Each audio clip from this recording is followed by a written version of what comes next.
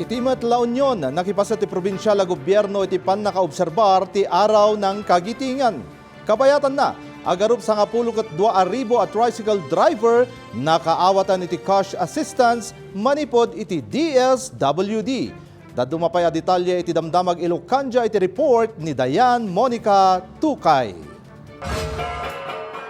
Iti La Union, nang ipatumpal ti lokal a gobyerno ti San Fernando ti wreath laying ceremony ken flag raising, kas pa nag-obserba iti araw ng kagitingan itanga aldaw, amang bigbig kadagiti veterano.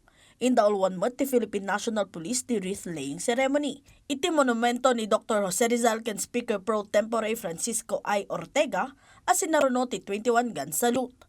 Pinasatanda ito iti Federation of the Philippines Region 1, Diego Silang Chapter No. 44 Order of the Demolay, Francisco Isabela Ortega Masonic Lodge No. 452, ken dadumapay ang masaknan nga organisasyon ken otoridad.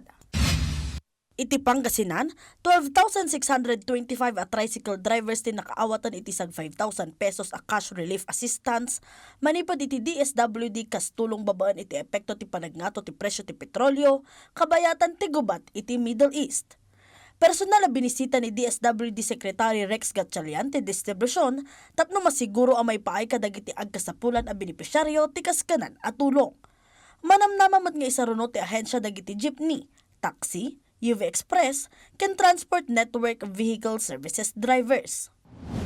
Sabay-sabay ito nationwide sa lahat ng rehiyon natin at sinimulan natin sa mga syudad. Pagtapos lalabas naman tayo sa mga municipalities. Sa mga cities natin outside Metro Manila, ang total na target natin is 367,000 na tricycle drivers, of which around 224,000 ang makakatanggap ng tulong pinansyal ngayong araw at hindi rin tatagal after 2 days.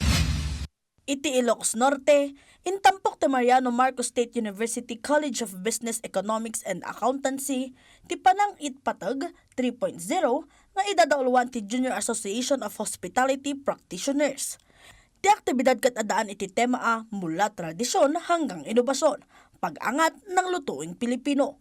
Imparang dagiti second year BS Hospitality Management students, ti kinalaing ken kinamanagparto da iti panagbalin, ti tradisyonal a Philippine cuisine ang manayunan iti modern a culinary techniques. Agserbida ito'y kas plataforma para iti skills development, cultural appreciation, ken academic excellence. Amang papigsa iti akam dagiti masangwanan na profesional iti hospitality, iti panakapreserba ken panakaparangay ti gastronomy, dagiti Filipino. Dianne Monica Tucay, para iti Pambansang TV, iti Baro a Pilipinas.